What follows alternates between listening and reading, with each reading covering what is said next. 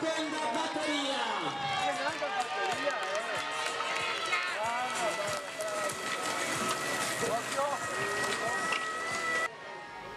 109 partecipanti, suddivisi in 10 categorie, hanno preso parte oggi alla prima tappa della 9ª edizione del Giro d'Italia di handbike. Per un'ora gli atleti hanno girato per il circuito di 5 km tra i comuni di Abano e Montegrotto Terme. Al successo in questa prima tappa Claudio Conforti e Francesca Porcellato, rispettivamente maglia rosa.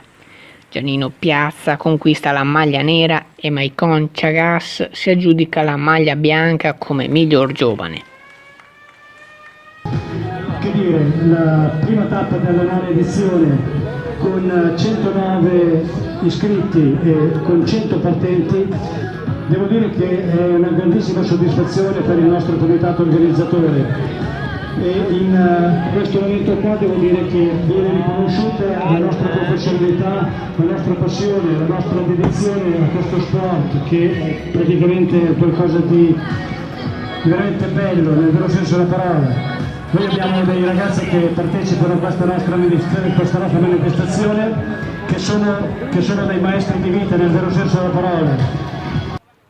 In molti hanno seguito la manifestazione da bordo strada per un evento agonistico di alto livello. Sveglia Marciane News, Abano Terme.